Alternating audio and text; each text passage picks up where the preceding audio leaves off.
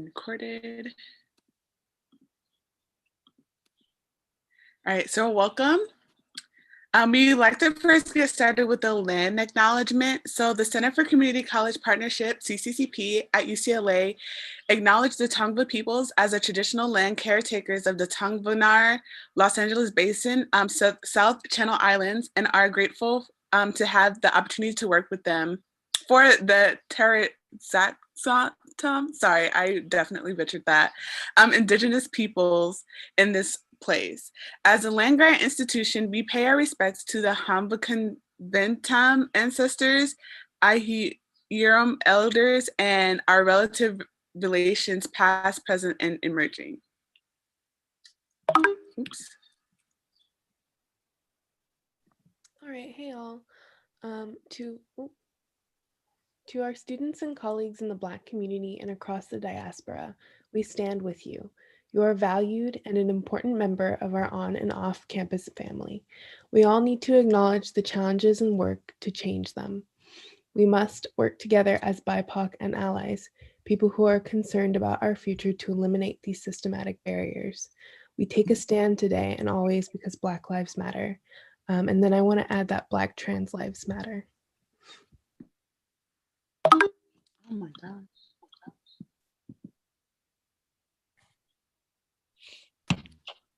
Hi, everyone. And we also want to know that CCCP stands with our Asian and Pacific Islander communities.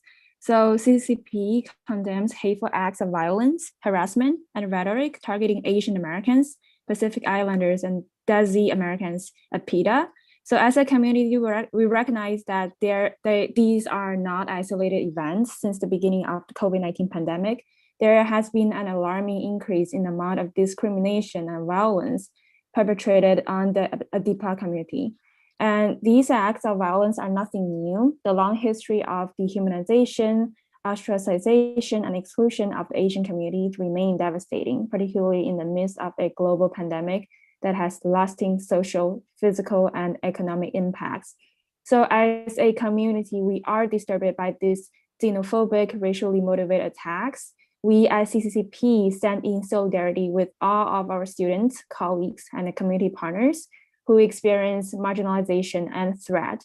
CCCP reaffirms our commitment to our entire community of scholars united to addressing these injustices, recognizing stereotyping, othering, and engaging in anti-racist practices that empower and support our students' educational goals and affirm the intersections of identities in academia.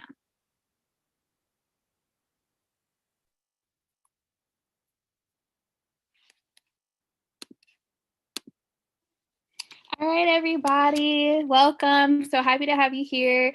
My name is Ariel Rosemond. I am overseeing the LA Southwest and West LA College partnership. And I'm going to introduce our CCCP full-time staff. We have a big group of individuals. We are now up to about 13 full-time staff members. A lot of us are transfers, a lot of us are transfer allies that have been doing this work for years. And I'm really excited that you all get to meet us and be here with us. So I'm going to introduce some of the folks that unfortunately are not here on this call with us today. So Alfred Herrera is our assistant dean and director. And then I'm going to ask Santi to introduce himself. Good morning, everyone. Thank you for being here with us this morning. Myself was not a transfer student, but I've been working with transfer students pretty much most of my life at this point. I started working with transfer students in the summer of 1991, probably before some of you were born. If you were before I started working with transfer students, go ahead and put it in the chat. I want to know who had not been born when I started working with transfer students. But yeah, this is really, for me, I feel blessed to be in the space that I'm in. I get to work with these wonderful people that you're gonna meet today. And I get to meet a lot of you who are going to be walking along that journey of transferring. And to me, that's always an honor. And so I'm really excited to be here today. I'm a Salvi immigrant. graduated from UCLA as an English major. And here I am as an assistant director. Welcome. Thank you, Santi. Our administrative coordinator is Doctora Claudia Salcedo. Our office coordinator is Blanca Alcantara Hershey. Our ELAC program coordinator is Chely Gonzalez. Our LA Valley College coordinator is Joel Bourne. Our Pasadena City College coordinator is Cinnamon Mantley. I see a lot of you are from PCC here today. And our LA Mission and LA Trade Tech coordinator is Frank Castorena. And then I'll let Aurelia introduce herself. Good morning again. So my name is Aurelia. I am the STEM coordinator for CCCP. So I'll be working with all the colleges listed on our screen, as well as the rest of the colleges in the LA County area. So that's a lot of colleges basically, but I will be doing a lot of programming for the STEM students in our program. I will be attending your schools, hopefully when we open up again, visiting your schools, having meetings with you all, assisting you guys with your transfer process. And there are 4 peer advisors who are assigned to STEM students. One of them is here today and she will introduce herself later on. Thank you, Aurelia. And once again, my name is Ariel. Something I forgot to add in was that I also used to be a scholar in the CCCP program. I attended Pasadena City College, so go Lancers. I transferred over to UCLA and I worked as a peer advisor with CCCP, and then I graduated from UCLA in 2019, got my bachelor's in psychology. So all my psych majors, shout out to you. And now I am working here as a full-time staff member. All right, and then our next program coordinator is Perla Partida. She oversees the LA City College and LA Harbor College partnerships. I see a lot of you from LA City are also here too. And then I'll let Beto introduce himself. Hi, good afternoon. Oh, actually, still morning. The coffee hasn't kicked in. Good morning, everyone. Once again, my name is Alberto Moreno. I oversee our partnership with Los Angeles Pierce College. In essence, I'm the liaison in terms of developing programming, outreaching to students, and having them join our scholars program. Like many of our colleagues and peer advisors, I'm also a proud product of the CCCP Scholars Program. I was a student at Long Beach City College, and during my time at community college, I did Classic Site and Site Plus with the Center for Community College Partnerships, and thanks to their guidance and support, I was able to transfer to UCLA, graduated in 2018, and I'm so very happy to be back to pay it forward to the transfer community. So again, welcome. Let's have some fun today. We have great information for you all. And if you are shy in terms of expressing questions, feel free to drop them in the chat. I'll be checking the chat and I can answer some of your questions directly through there, okay? Yes, thank you, Beto. Definitely put anything in the chat if you have questions. We are here to answer it for you. You have us right here in this moment. And then our last but not least full-time staff person to introduce is Ms. Gabby Abraham. She is our CCP program representative. Next slide. So I had the honor of introducing what I believe is the heart of the work that we do, and they're very important to the work that we do because they represent the success of our communities. So I'll start with, let me see, with Sophie. Sophie, you can, if you don't mind introducing yourself, we're introducing our peer advisors. Hi, everybody. My name is Sophie. I transferred in from Los Angeles Pierce College. I'm a 4th-year English major and African American Studies minor. And I was a product of CCCP. I was a CCCP scholar.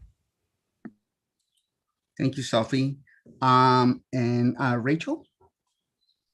Hi, everyone. My name is Rachel Ron, and I transferred from Pasadena City College, so Lancers in the house. And then I'm currently majoring in molecular cell and developmental biology, and it's my last year at UCLA. And I was in the CCCP program.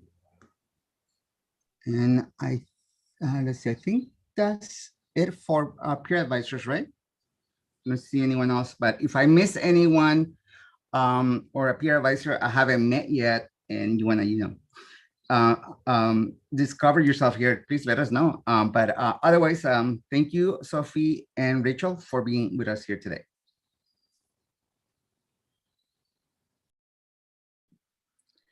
Okay, so CCCP's mission statement, CCCP develops and strengthens academic partnership between UCLA and California community colleges through a multifaceted approach with efforts at the student, faculty, and administrative levels. CCCP works to increase the academic preparation and competitiveness of community college transfer students, particularly those who are first generation, low income, or historically underrepresented. CCCP also helps community colleges to develop a transfer sending culture and the university to develop a transfer receptive culture. All right, so now we have a video. I don't think it's popping up for me. Oh, here it is. All right, so this is kind of like a promo video of for our program. So you're gonna get a very clear snapshot of what our program is like. Some of the things that are going to be discussed we aren't currently doing because of COVID, but once everything opens back up, we will return to this format of our program.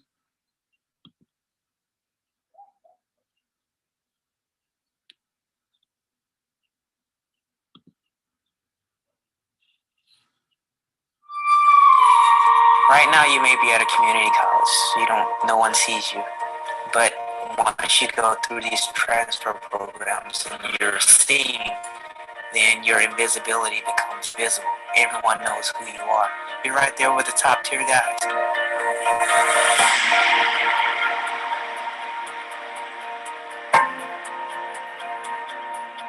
A lot of students don't feel that this is a place for them. And it's really breaching that distance that exists, not necessarily physically, but mentally. The Center for Community College Partnerships, or as it's known, CCCP, is an academic development program focused on helping students prepare and become competitively eligible for the University of California system. Our goal is really to empower students to take ownership of their education and understand what they need to do to become a competitive applicant and to be successful. We realize that there's a gap in the educational pipeline where first generation and students from underrepresented communities are really not transferring into the UC system, specifically to UCLA. So our program is actually based on a critical race theory framework where we recognize the institutional barriers that are placed on communities of color and for first generation students. I'm a first generation student, high school graduate, first to graduate in my family from high school, first to go to college in my family. So I didn't have any mentors. I didn't have anyone to look up to. I didn't have anyone who could kind of show me how they did it.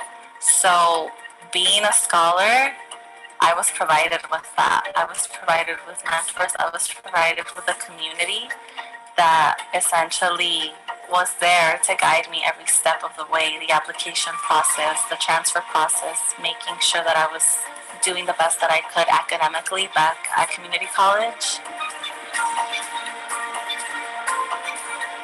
So the different programs provide the same resources and the same information for all students. They're just tailored a little differently to accommodate the student and provide them with a unique experience based on who they are and their identity. First and foremost, it was free. So, I mean, if you apply, the worst they could say is no. But you're living on campus for free, you're eating for free, and you're getting to sit in front of these professors for free. We've just gotten to learn a lot about, one, the transfer student process, the college life, how to be a good student, how to go about if you have some trouble in the areas, how to go about seeking help in those areas, and just in general, like, as being a person of color in the United States and in the educational system, like, what you have been through, what you will go through, what to anticipate, and how the things that you've been through, how they can help you move forward through the educational process and through life in general, which has been really enlightening and really helpful. They gave us workshops on how to become not only a better person, but a better student. And so I was able to incorporate those tools and use them to propel me to transfer. You're going to meet people, you're going to meet actual admissions directors. You're going to be able to talk to them about the admissions process, like the people who actually read your essays and actually look at your transcripts. To me, that's more valuable.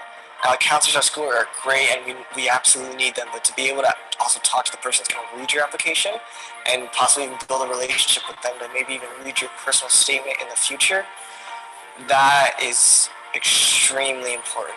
That's got to be the biggest reason why I think this program is important for the admissions process. There's a lot of questions that are always unanswered, and here, since they are the school, you can get all the answers anywhere.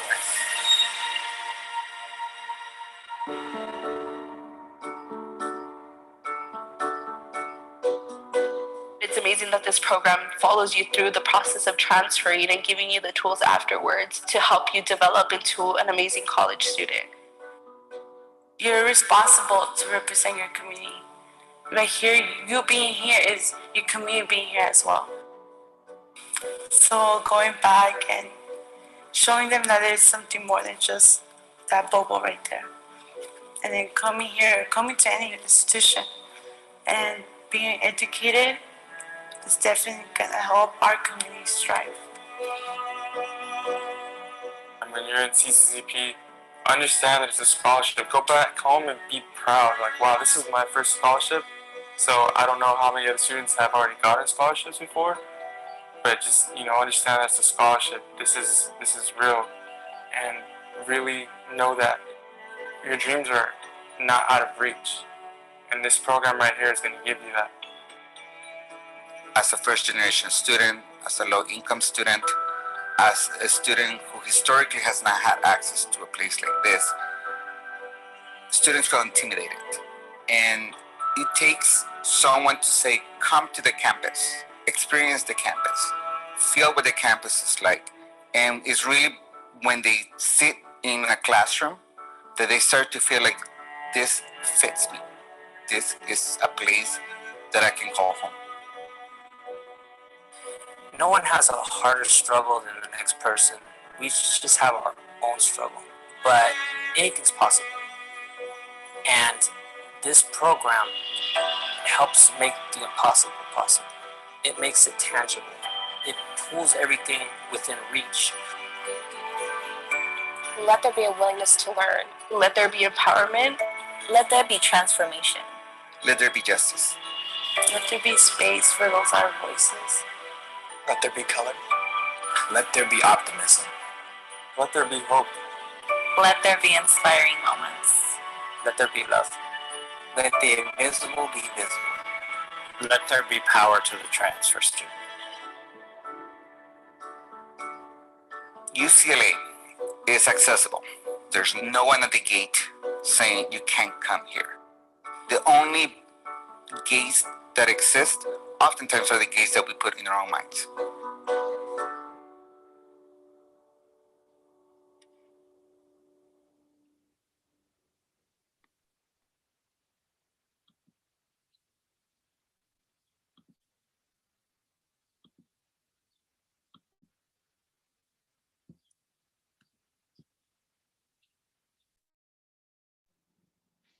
All right, how are we feeling after watching that video?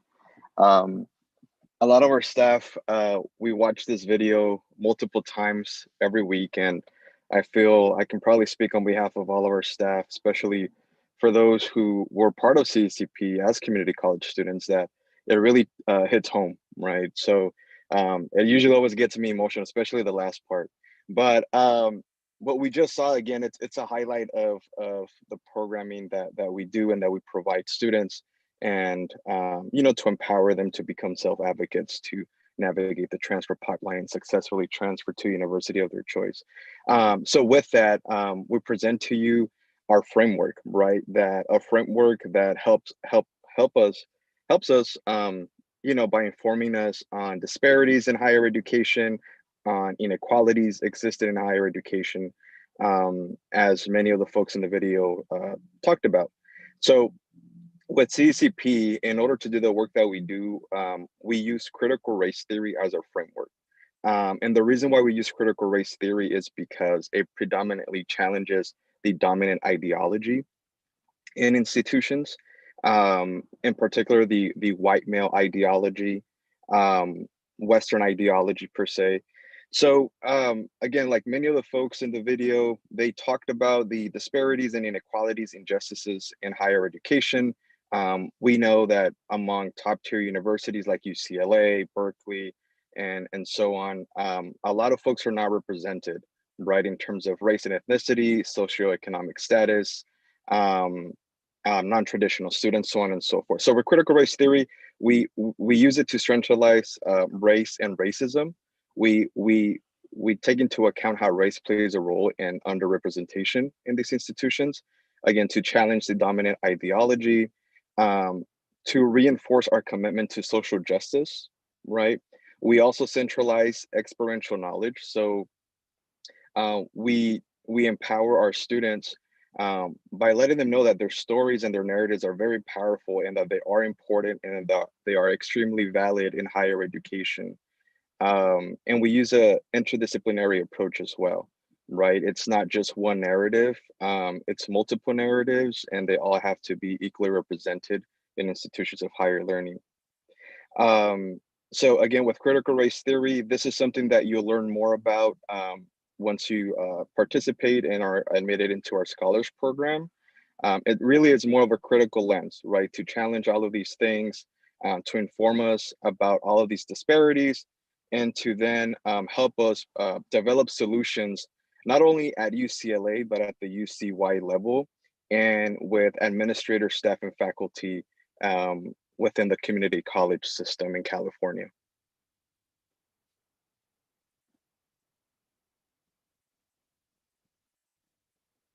And again, this is just, we just wanted to provide a few, right, statistics or numbers as to why we use critical race theory as the framework for the work that we do. Before us, we have numbers, right, of students from different ethnic backgrounds. But we also try to focus and emphasize on other student experiences, not only on race and ethnicity. We also shed light to disparities and inequalities for parenting students, undocumented students, right, first generation students, so on and so forth, to address them and again, to find solutions to have better representation in institutions of higher learning. Because again, the narrative, the common narrative when it comes to college is that students are entering the university at the freshman level, and that for the most part, these students finish college, or college should be completed within a 4 or 5 year mark, right? But that's not the reality of transfer students, right? Transfer students come with different intersectionalities, right? They can be undocumented and also LGBTQ, or they can be Black and undocumented, right?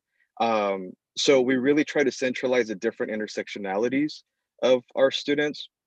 We try to empower them, and again, to fortify and promote representation and admission to top tier universities.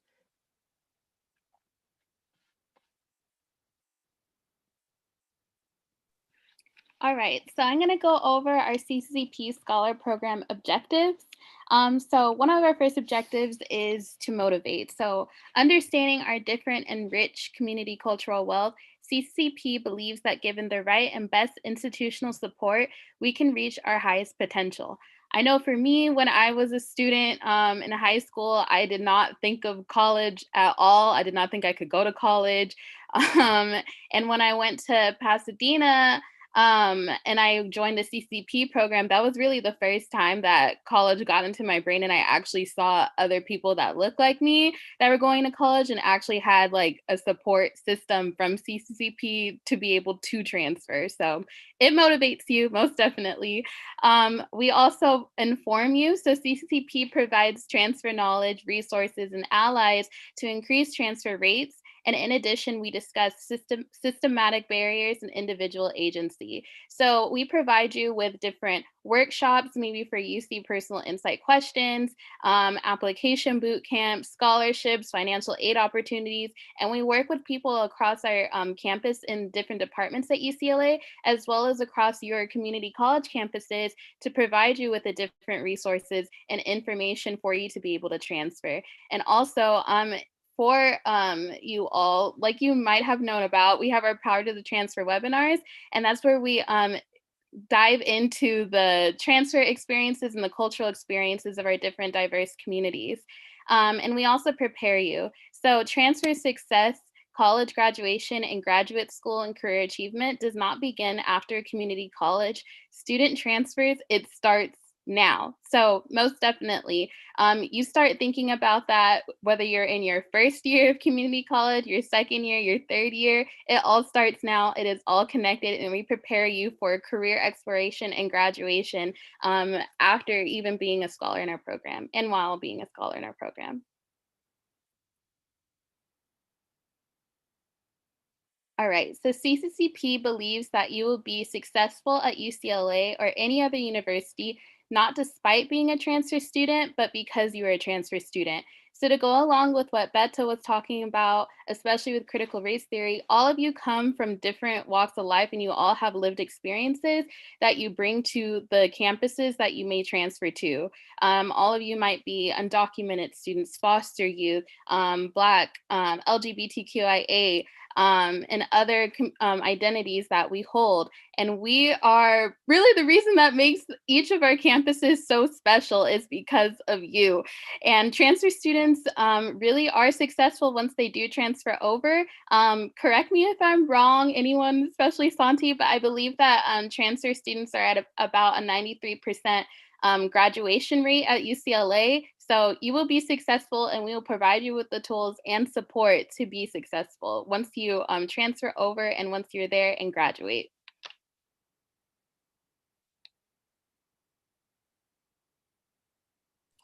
No, you're right. Definitely, it's around it hovers around 90%. And just so you know, the national graduation rate for transfer students is about 70%. So definitely UCLA and the other UC campuses, we're doing really well in terms of the completion rates for transfer students. And not only that, but transfer students also do just as well as students who came in from high school. And in some cases, in some disciplines, when we look at GPAs at the end of their degree, we actually find that in some cases, in some disciplines, transfer students do better than the students that came in directly from high school. So for certain, the myth that that community college students are not as good as anyone else is completely false. I mean, definitely. The folks that are hearing from our office are a testament to that. They not only done well and completed, but they're moving on to a lot of successful careers. And I think along with critical race theory is this idea that was developed by Dr. Yoso, which is community cultural wealth. And the basic idea here is that oftentimes the way that we think about the problems in education is to say, this group is not doing well because they don't have this, they don't have that, they lack this, they lack that. So it's taken from a very deficit approach in where communities of color, communities that have historically not been represented in higher ed, they're blamed for their own lack of participation in higher ed. When in reality is the fact that many of us have had to contend with all kinds of different things and all kinds of different challenges that were placed for us in terms of barriers, systematic barriers, environments, and just just knowing that there's so much trauma involved in the fact that we are living through racist systems, and yet we persist, and yet we succeed, and yet we are thriving as communities, is really showing that not only we don't lack necessarily those things that can make us successful, but we need to refocus what our communities can give us, and what our communities and our multiple identities bring to the table. So community cultural wealth is saying that within our communities, we have the resources, we have the traditions, we have the legacies that can help us in navigating spaces of higher education, and that we need to ensure that we are highlighting those fountains of wealth, right? That can propel us to do better, and to overcome some of the systematic barriers that exist.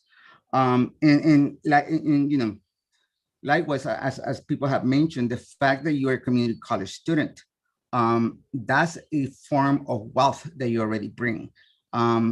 When you are in the classrooms at a university like UCLA, your point of view, your experiences, what you have learned, not necessarily through the classroom, though through the classroom as well, but also outside of the classroom, those lived experiences, you will be able to make that discussion, make those moments in the classroom where people are talking about any specific topic much more interesting, because you do bring that other perspective as well. So not only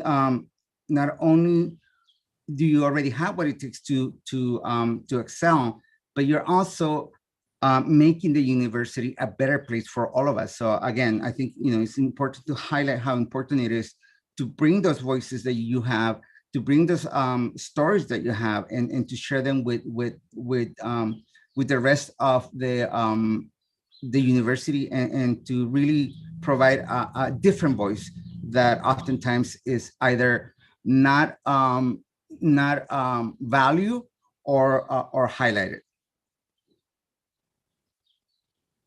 And I can go on forever, but I know that Aurelius already gave me the eye, so I better stop. Thank you, Anthony. So we also want you to understand that our webinars and activities can also help you in many ways. So first of all, we can create a community for you with our webinars focusing on different populations. And also, we can also help you to transfer. So with our webinars focusing on a mission, application, and transition to a university. And then additionally, we'll also empower you with our activities and webinars focusing on social justice, educational equity, and policy advocacy. And lastly, we want to support you. So with our webinars focusing on community building, academic opportunities, and social activities.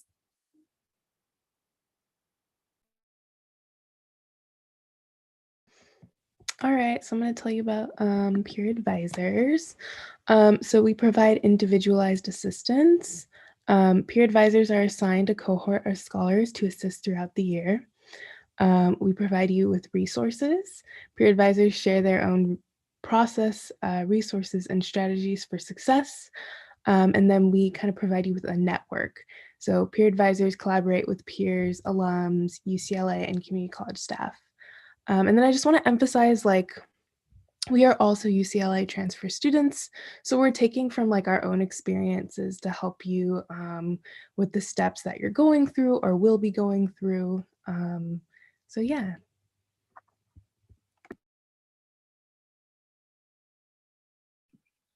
Thank you, Sophie.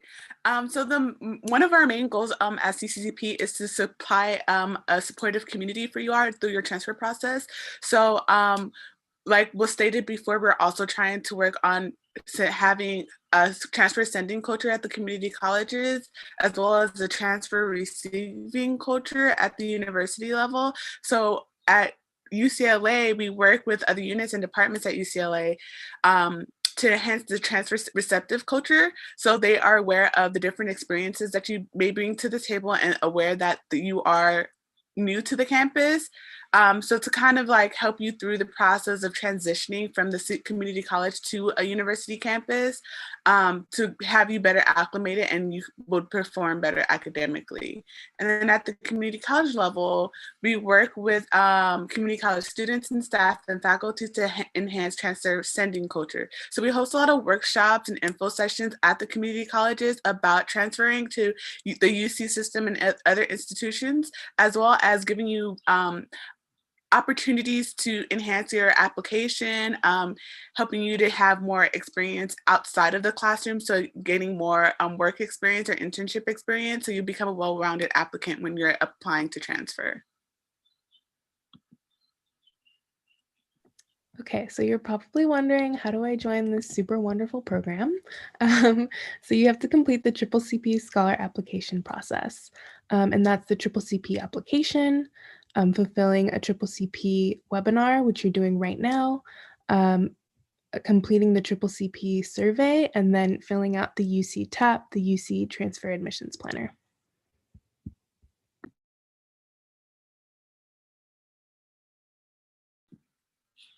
All right, so I'm gonna go a bit over our virtual program. So as you probably could tell from the video that was shown earlier, generally, traditionally, our program operates by accepting students for our summer program. So we host normally typically about 11 to 12 summer programs. 11 of them, students will be able to stay on campus for a week and get the feeling of being a UCLA student for the week. You get acclimated to the campus and you start seeing yourself on the campus. Unfortunately, because of COVID, we're not able to do that. So we have to augment our program a little bit.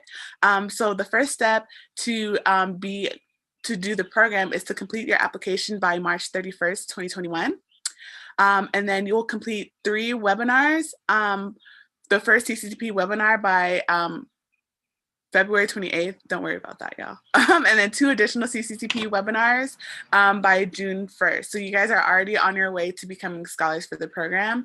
And then lastly, the last requirement for the program is to have 3 contacts with a peer advisor by June 1st. So once you're accepted to the program, you'll be assigned a peer advisor based on the college that you attend. So if you attend one of the community colleges in the LACCD school district, you'll be assigned a scholar at your school. I mean, a peer advisor at your school.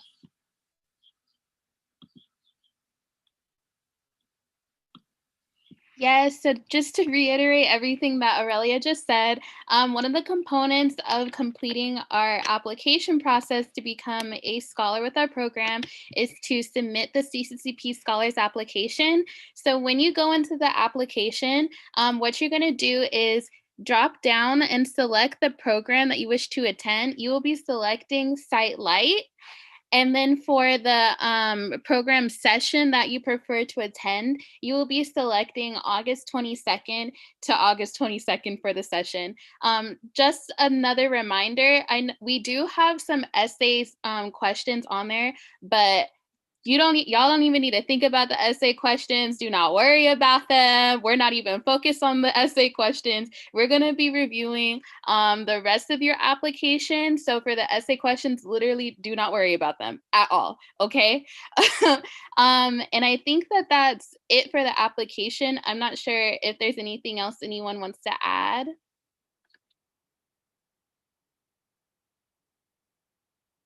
All right. Just that if you need any assistance with this, we do have launches, and we definitely have support to complete that. Just make sure that you're getting your questions answered, and if at any point we need to provide you with any support, just let us know. Thank you, Santi. And actually, I did forget something. On the thing, just make sure that if you haven't participated in our program before, that you select that option. Also, if it doesn't let you progress, let's say that it says that you need a profile ID or something. Like I said, make sure you selected that I haven't participated option. But if it still continues to say that, just send an email to our office and we'll help you out with that. Or you can also come to the application assistance lounges that Santi had mentioned. And we're going to show you the link and the times in a few slides. The next thing for you to complete would be the CCCP Virtual Scholars Program Survey Checklist. You can also scan the QR code right here if you want to go directly to it and even complete it by the end of this, this info webinar. But it's really simple. It doesn't take too long for you to complete. And yeah. I kind of saw that someone had their hand up. I'm not sure if Oh, I think it was Danta. Yeah, can you? Yeah, it's Dante. Hey, how are you all? Thanks for having me. I had a question about, I think it was like the two slides ago. It was the one where you mentioned like which options to select, Site Light, August 2nd to August 2nd. I actually got stuck on that page like a few days ago. And because it, and I think you mentioned it, it wouldn't let me like progress because it was asking for the last 4 digits of like my phone number or something. but I think you answered the question, so I'm good now. Okay. Just select that I haven't participated, correct? Yeah, and then if it still doesn't let you progress, like I said, you can just email us, or you can also come to the Application Assistance Lounge. When it says that, it's usually because we've made a contact with you or something, and you might be in our system as a contact. So just come visit us at the Assistance Lounge or email us. Okay, thank you. No problem, Dante. And then the next thing for you all to complete is the UC Transfer Admission Planner. This is where you will be uploading your classes, your coursework, your transferable coursework. And this is even going to be helpful with our program and beyond our program. When you do your UC application, you can literally just like select upload from my UC Transfer Admission Planner, and you won't have to do one by one each semester uploading your courses. And a lot of other transfer transition programs or community college transfer assistant programs also utilize the UC Transfer Admission Planner. And you also need to use this when you file a UC Transfer admission guarantee application, a UC tag application as well. So it's helpful. That's what we have it for you all. So make sure you complete this. And if you need any assistance completing your UC tab, you can also come to our assistance lounges or send us an email for any assistance.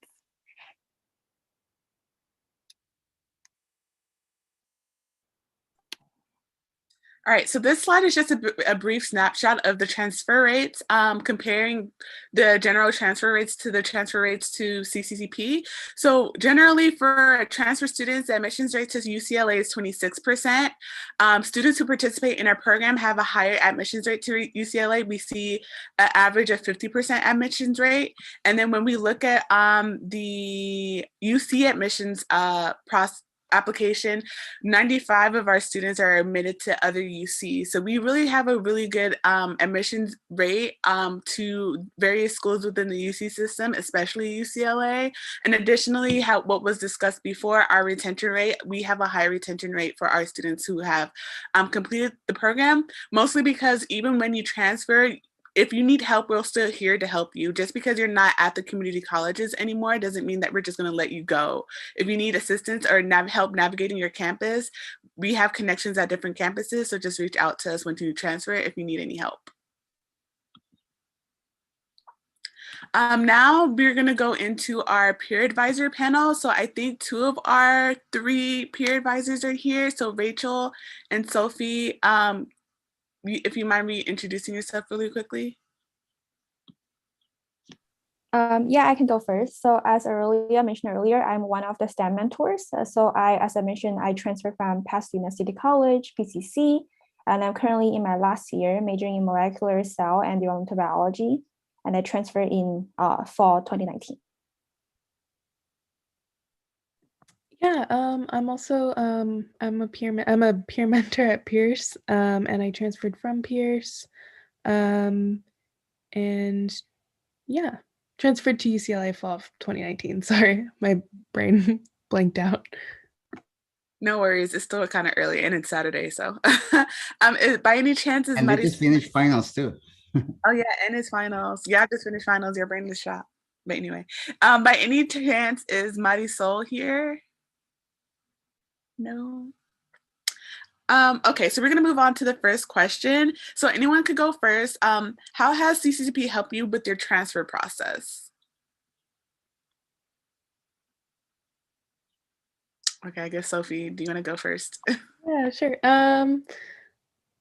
Oh my gosh, okay, so yeah, I would say like in terms of like moral support, it was really nice having a peer advisor who kind of went through those same steps, and sort of just kind of taking from their own experiences and sharing that with me. I think like one thing I was really freaked out about was like the quarter system, and I think my peer advisor was like sharing their own experiences of like, okay, this is not what you do, like, you know, trying to like, what's the word, kind of like, okay, when you get to the campus, you're gonna have all these opportunities shoved in your face and you have to be able to like kind of sift through them. because it's so overwhelming at first. So like things like that, I think helping me think about what's going to happen when I get on campus, and then also just like the whole process, the application, the essay questions, and then like financial aid and just how to like break down that whole package. But yeah. Yeah, Rachel? so oh yeah, I can add something to that. And then so it's pretty similar to Sophie's experience. So my mentor was Karen. So she's really nice. I talked to her so many times, and then she actually helped me to set up like short-term and long-term goals to apply.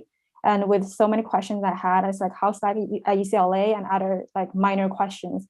Like it's really helpful to have someone to guide you through the process. And I think that's a really I really get benefits from that. Thanks. Okay, so the next question is, what made you just want to become a peer advisor? So what about your probably mentors, advisors help you be like, oh yeah, I want to do that too. So Rachel, let's start with you. Yes. So definitely, since I transferred, I always want to know, like, I want to help transfer students because during that process, I know like some challenges and also like some mistakes I've made. So so in my last year, that's why as soon as the start application was out, so it's like I'm gonna fill in the application. I want to join this group to help more incoming transfer students. And especially like in this group, I know like Senti, like during my previous Saturday Academy. So it's like really to know these people in person since they're really nice. And this is a loving community. Like after I joined, I realized that. So like really, if you want to join us. Yeah, I think for me, it was my my peer advisor. I think like, so this is my second year being a peer advisor. And like, I think last year I had like a peer advisee and she was like she's like 100% UCLA, like that's where she wanted to go, until she got all her acceptance letters back and she got into Berkeley. And we really sat there and like we went over it and we like, talked about it. And then she just decided to go to Berkeley. And like it was kind of like, oh, I really wanted her to be like at UCLA where I am. And it was like, oh, but it was really just important that we sat there and like figure out what she wants. And that's kind of something I feel like I got from my advisor and that I saw with other advisees. And I kind of just like I really loved that. And I wanted to kind of do that, make it like personal and like one-on-one with my advisee and just like put them first and what they want first. Yeah, thanks. Also, can you please all hold your questions to the end? We do have a Q&A session. We do want to get through all the content of the webinar as quickly as possible so we can address your questions. And then the last question is, how was your transition from community college to UCLA? Sophie, do you want to go first?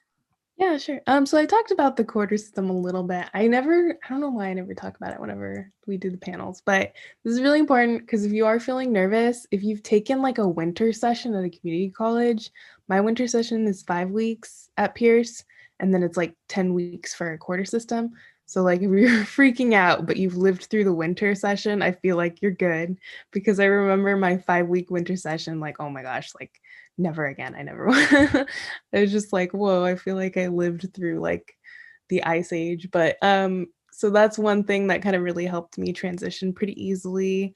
And then I would say in terms of like stuff on campus, I felt like I feel like I had lots of things available to me because of how like CCCP worded it. So like I think something that's important that you might cultivate at a community college is like rapport with your professors. I think like when you apply for research fellowships or internships on campus, you might like or at a university, you might freak out a bit, but it like if you don't get it or something. But if you can find like a professor you really like and you can talk to them, just be like, hey, I really want to work with you on your research. They might be super chill and just be like, all right, let's find you some money. Like, let's look for something because this happened to me. And I was like, oh my gosh, that's so awesome. And that's something I gained from CCCP, and honestly, like that helped me a lot in terms of like the transitioning into a university, was that I had these skills. So like, you know, use them and you will find what you need. Yeah. Yes, I also found the transition from CC to college to four-year university challenging because it's like the semester system to the quarter system. So it's really fast paced, and then you really have to have good time management and then some really like to keep on track of what you're doing.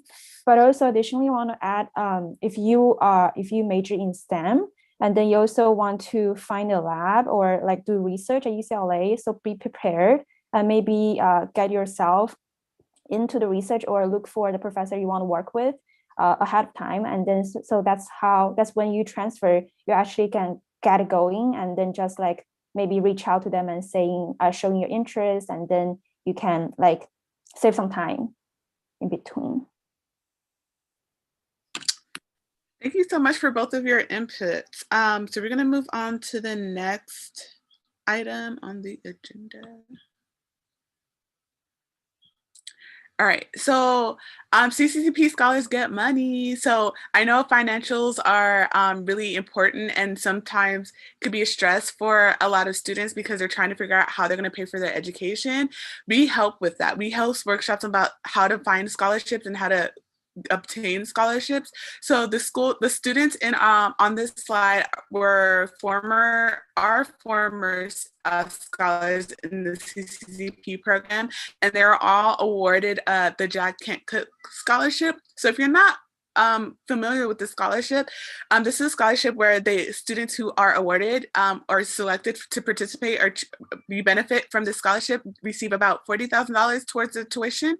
So it's a really, really huge help for a lot of students, especially the students who transfer to UCs, because that could pretty much cover the 2 years that you spent at your UC system school. So it's a very, very wonderful scholarship.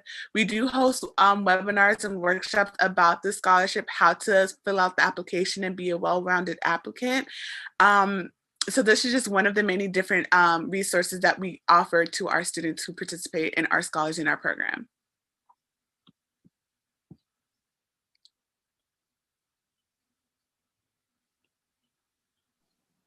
So something that we also like to emphasize on and to show off is that a lot of our scholars are leaders in our communities and on campus.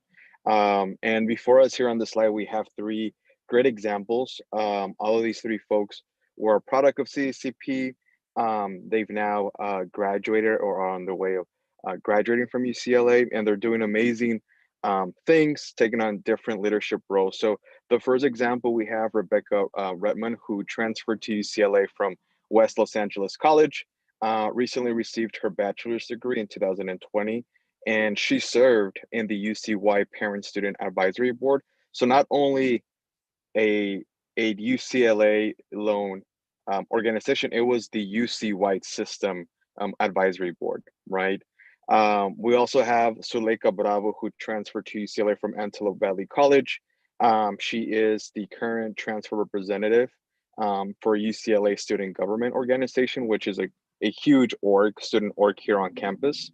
And last but not least, we also have Jamal, who transferred from Los Angeles City College, transferred to UCLA, acquired his bachelor's in linguistics, and he's currently finishing up working on his PhD at UC Santa Barbara, and he also currently serves as the UC student regent.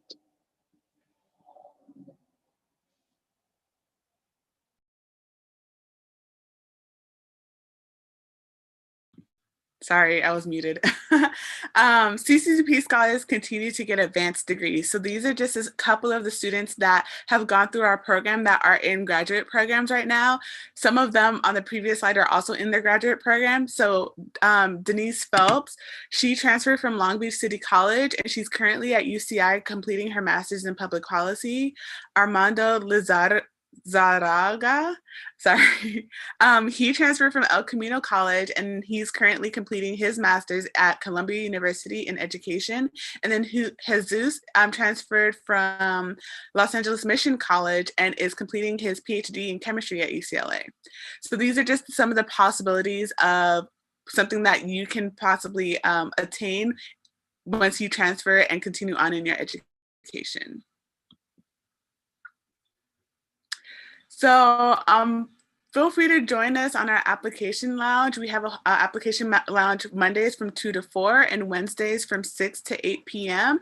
If you take a screenshot of the URL or the QR code, it will take you to the website so you can log in for these application lounges. We'll be able to help you fill out the application for the CCCP program.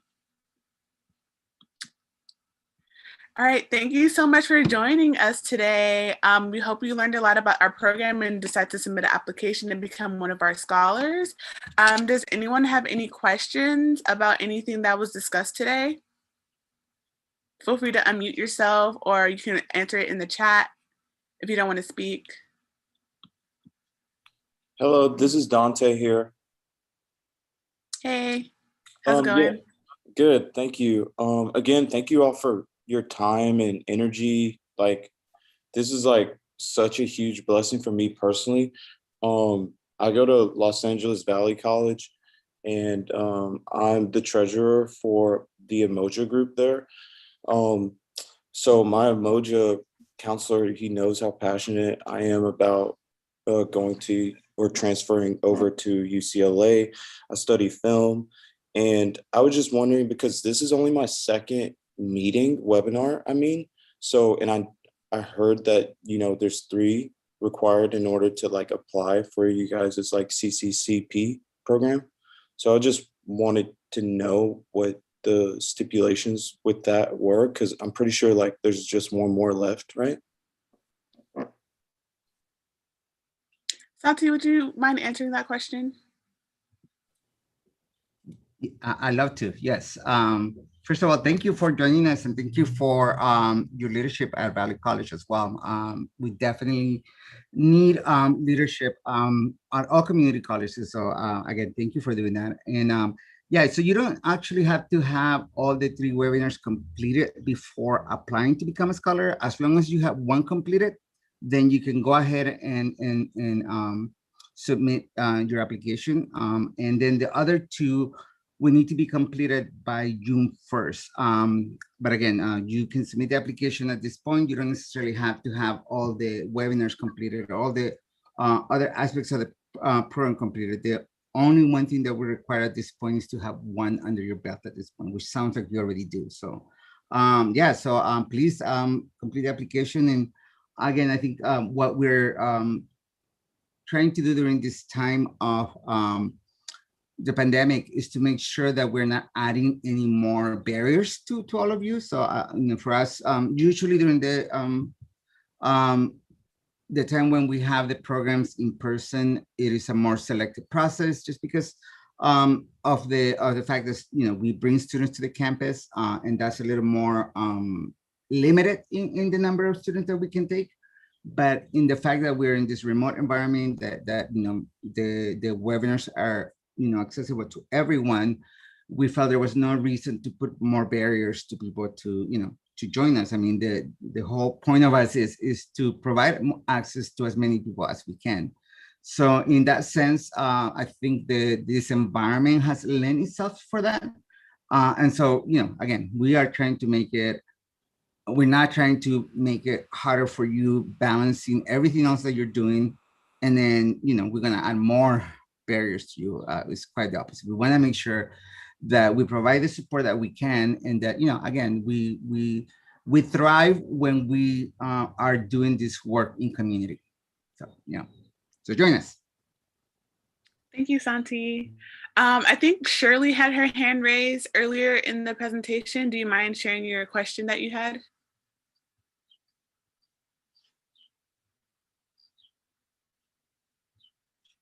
Or put it in the chat. I had another question as well. This is Dante again. Yeah. Yeah, so I just wanted to, I wasn't able to catch the full name of the advisor that correlates with LA Valley College, Los Angeles Valley College. Yeah, so it's Jewel Bourne. She is the program coordinator for Valley College. So she's doing all the programming for that college specifically. So she should be in contact already with the people at Umoja. And then I will also be working with her with STEM students. So I will be making my way over to that college as well. So if you know any STEM people in Umoja, please let them know that we are coming to assist them in their transfer pursuits. Awesome. Thank you so much. Any other questions? Yeah, no problem. Really, I just wanted to add, I think Jewel is also hosting some workshops at Valley through the end of March or something. So you can also attend those to complete a requirement, Dante. Okay. How would I, like, I guess my counselor can just like pinpoint me to her, or do I do that through you all? Well, Santi put her email. Oh, sorry. Santi put her email address in the chat. So it's jbourne, BOURNE at college.ucla. Oh, I see. Thank you.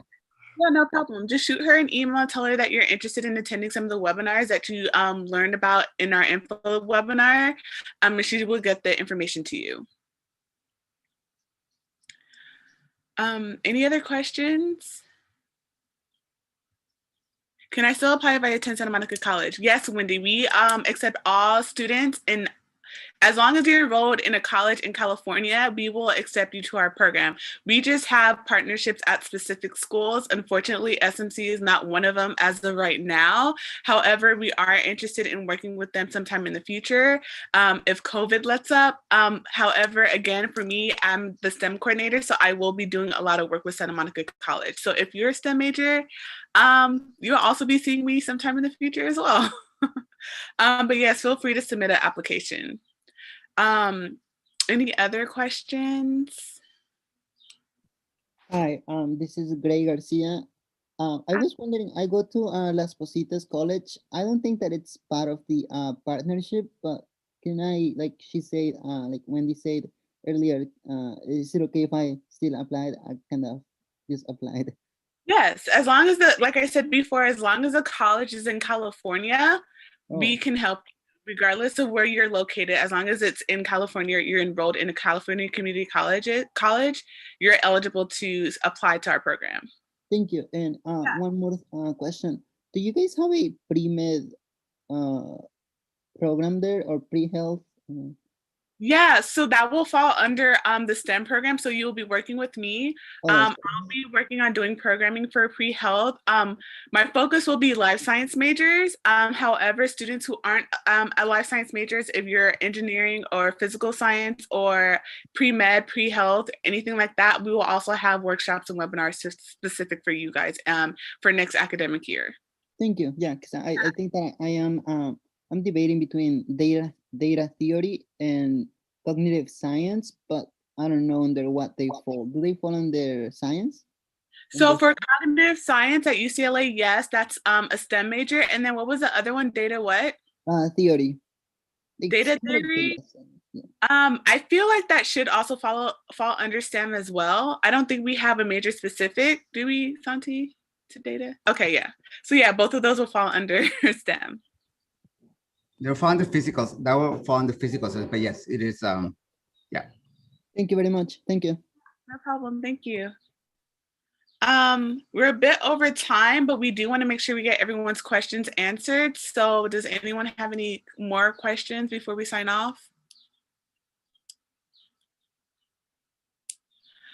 Oh, for Dante, just tell Jewel that you were interested in some of the webinars specific to LA Valley College, and so that you're interested in attending and that you're a student at LA Valley as well. Oh, sorry, this is until 12 p.m. I thought it was until 11:30. Okay, cool. Any other questions? Someone's trying to bounce early. I know, I'm sorry. I really am not, I promise.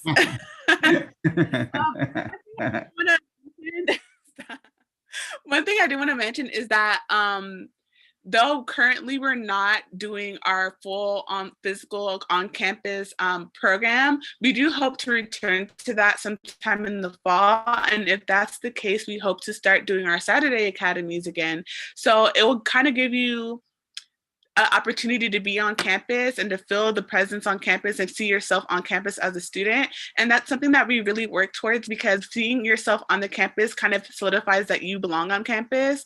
So hopefully, if everything goes well with COVID and it lets up and everything opens again, you'll have the opportunity to be on campus.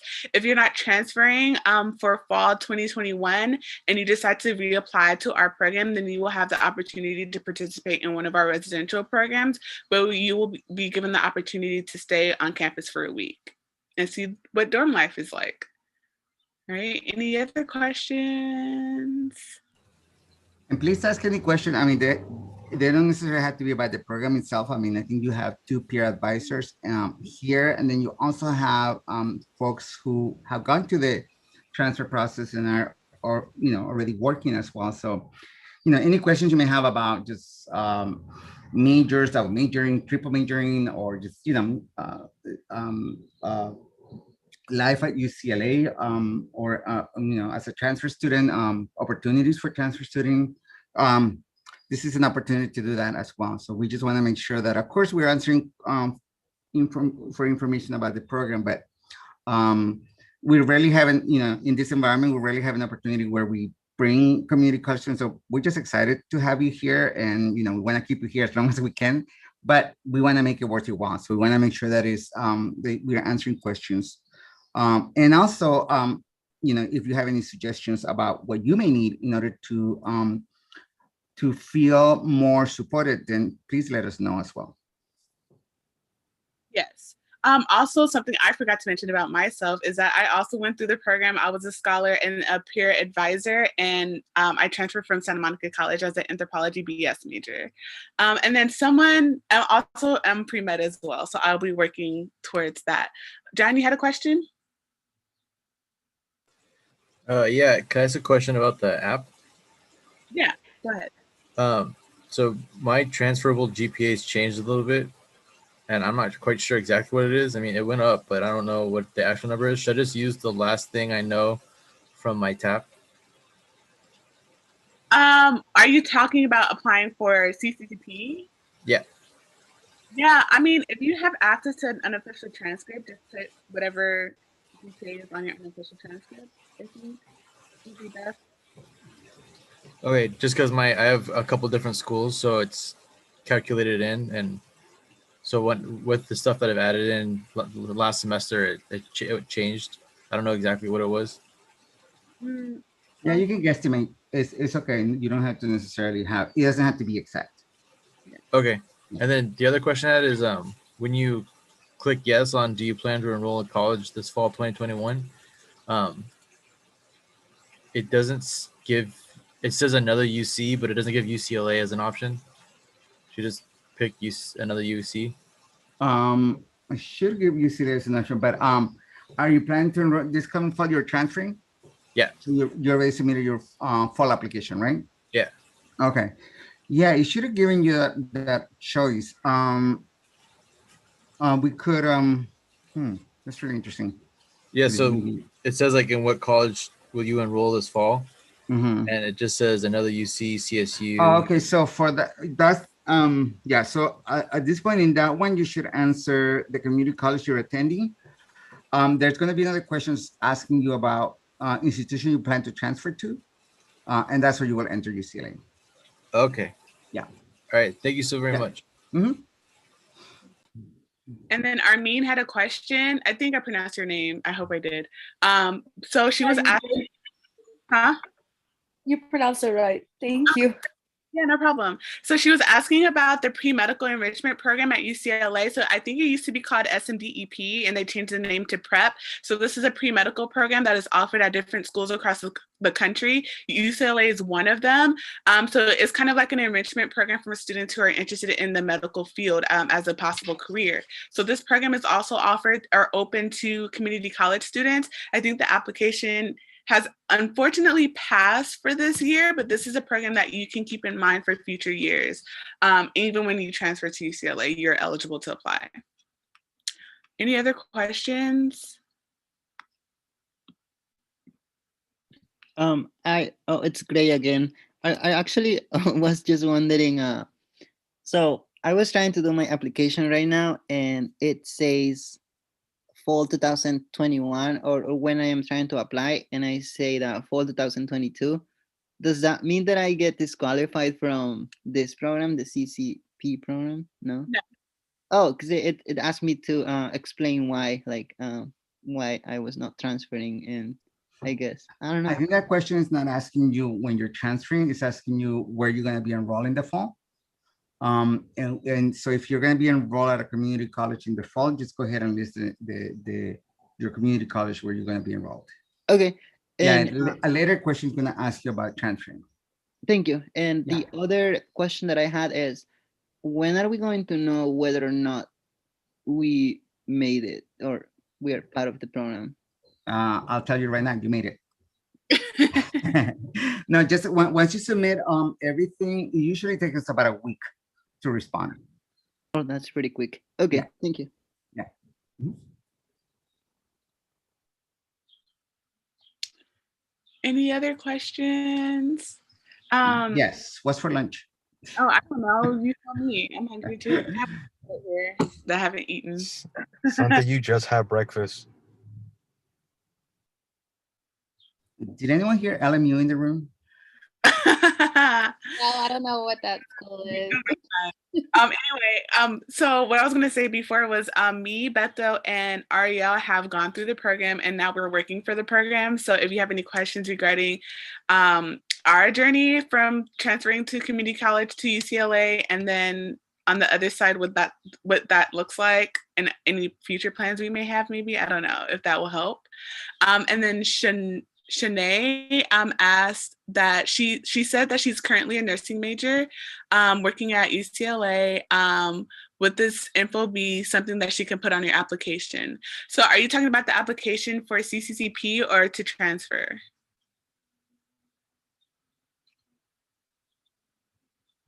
Sorry, I was trying to unmute my mic. I guess with my transfer process, I was just wondering if that would be something that I could add to my application or something that would be helpful to my process. I just was curious. Yeah, that was something that would totally be helpful to your process. So a lot of the admissions reps and readers would like to know what you are doing outside of the classroom. So yeah, your grades are important, but then they also want to know like you're productive outside of the classroom, you're working towards a goal or getting experience and things like that. So the work that you're doing will definitely help your transfer process. And that's something that they will definitely be interested in and will consider when you're transferring or applying to transfer. Perfect, thank you. No problem. Can I add something, Aurelia? Yeah, go ahead. Yeah, to kind of go off of what Aurelia was saying, when admissions reviews your applications, they use a holistic approach. So like she was saying, it's not just your GPA or anything. They also take a look at extracurriculars. So brag about yourself. If you are doing something, brag about yourself. If you're working somewhere, brag about it. If you're taking care of grandma, brag about that and put it down on your application. And they can see that you're doing a lot of different things. Because sometimes I know it's kind of hard to talk about ourselves, or sometimes things might seem so like mundane, or I'm already doing that. I don't know if I should like put it on my application. Just put it all on your application. There's so many like fields for you to put that, especially in your extracurriculars. Put it on your application. Let them know what you're doing. If you're a makeup artist, put down you're a makeup artist. You braid hair, put down that you braid hair. You read books or something, put down you read books.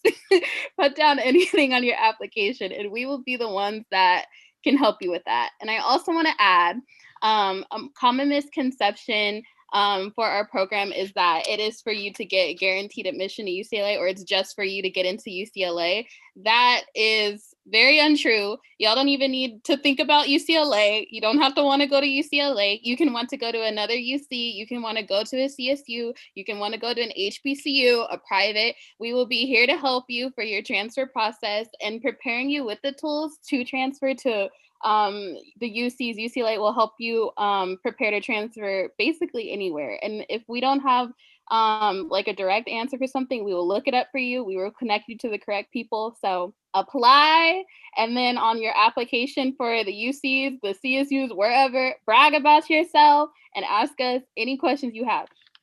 That's all I got to say. Ditto everything Ariel said, because if you don't put it on your application, they're not going to know about it. So you just need to brag about yourself, because it's just going to help you. Nothing you can really put on your application will hurt you, so don't be shy, just put it all.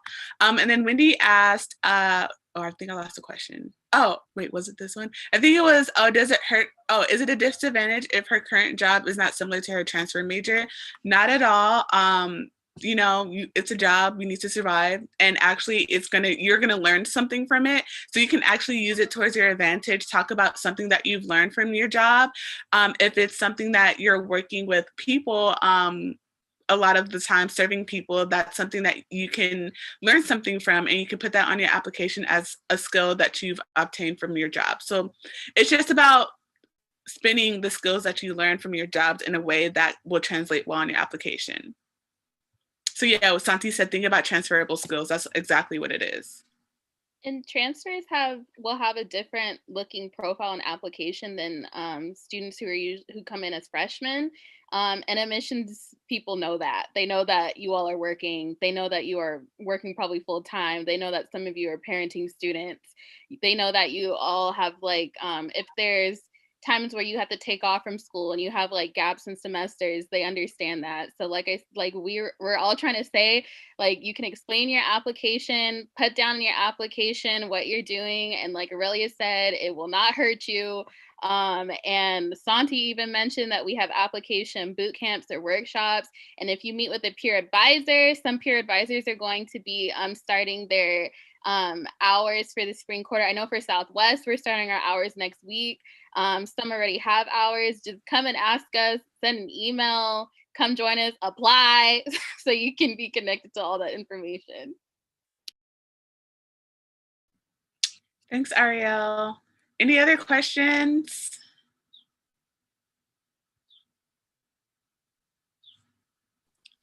I just want to add that a lot of times that, I get this from a lot of transfer students that they'll say, oh, but, I'm an older student, so, how would that look in my application? Or, I've been working a lot, so how's it going to look in my application, as if that is negative. And to tell you the truth, that's actually makes you stand out. So those things that you feel make you a quote unquote a non-traditional student, meaning that, you're not like the regular students, whatever that means, irregular students, right? Is actually what's going to make you much more unique, and it's going to make you much more value in the eyes of the university, because we get a lot of students from high school already who have that traditional experience. At the transfer level, that's not what we're looking for. We're looking for those students who have that type of unique experience that can bring again that unique perspective to whatever discipline you are going to be in. So the fact that you may be, not like other students in one way or another is actually a great thing.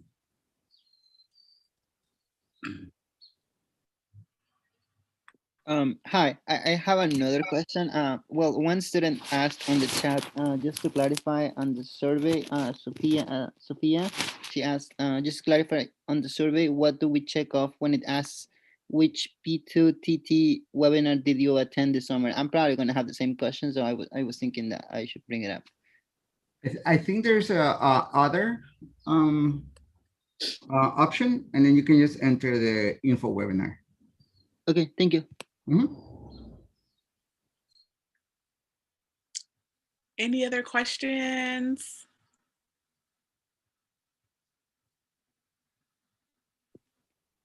Me again. Can we double major? Yeah, definitely. So that's kind of often a misconception because a lot of when you transfer, there's like a unit requirement, a unit max that you have to remain under. But if you decide to take on another major, it's totally doable. That would just be something that you will meet with a counselor about. Many of our students who've gone through the program has a double major, and I believe Beto, did you double major?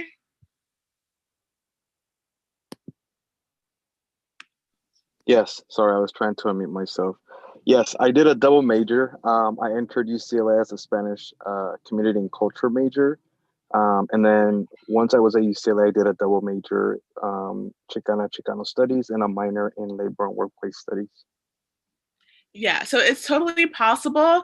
One tip for you would be whatever you're interested in double majoring for, we recommend that you take the prereqs for that major so you don't have to spend time taking those prereqs when you're at UCLA, and you can just go directly into the upper division requirements for that major.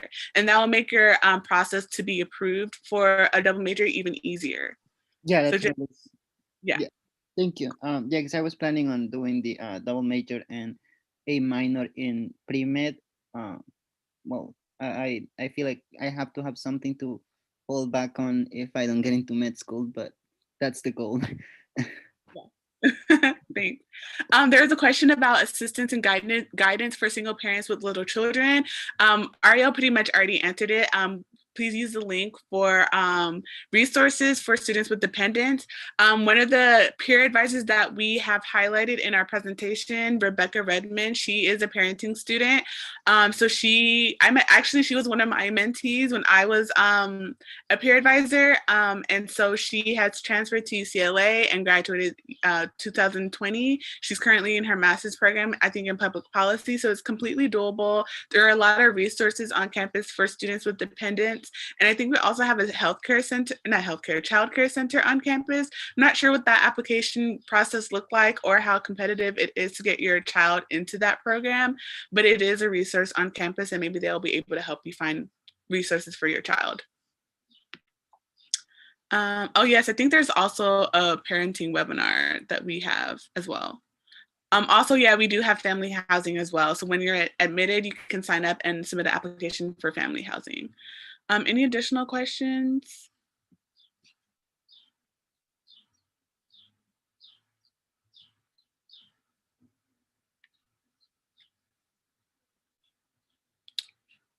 Okay, I guess that's it for us today. Go ahead, Santi. I was just gonna say, yeah, I think we exhausted everyone at this point. So I think for today we're good. But just keep in mind that there is a community of folks who are interested in ensuring that you are successful. And again, success is defined by you and no one else. So make sure that you understand what success means to you, and that can mean, of course, being an institution like UCLA, but it doesn't have to be. You really had to understand that no one else gets to define what success means to you. But we're here to assist you in that process, in that journey. If you allow us to, we would love to walk along with you in this road. And again, I think I know that for myself, I needed a community that understood many of the things that I was going through when I was a student. That was back in the 1900s when I went to school. But that remains the same. Being the university academia often emphasizes competing, right? Like who's going to be the best. But again, we really find that we don't believe in that sense of competition. The only competition you have is with yourself. To be the best version of yourself, right? And besides that, we just try to support one another in this process, because it already is hard enough than for us to be competing with one another. So again, the goal of us is not that you need to transfer to UCLA, though of course we would love it if you did. but that you find a place that is going to allow you to thrive and to be the best person that you can be, and support you in that process. If that's UCLA, then please join us. If that's another school, it could be, and we want to make sure that you understand that the opportunities are open to you. What you decide to do after that is up to you. But we wouldn't want you to think that you don't have those opportunities. That's the one thing that we really strive to do, to ensure that you don't close the doors on yourself. That if someone else tells you no, then find someone else who's going to tell you yes. Okay. So I want to say thank you to Aurelia, Ariel, and Beto. This is their first webinar that they took on as their the leads. So they did amazingly. So I knew that already, but thank you so much. And then I'll let you close it up. So it's great to be here with you all on a Saturday morning. And I hope you have a great weekend. Thanks, Auntie. Beto, do you have any closing remarks? I just want to say thank you all for joining us on this Saturday morning. I know it was a little early, but hopefully you enjoyed and benefited from today's information. Just know that we are here as a resource. Again, most of our staff have been a part of the program, or were peer advisors at some point, or transferred to UCLA. Whatever the case may be, we are all very passionate in the work that we do. And our goal really is to just share our narratives, inspire others, and provide them with resources and tools to be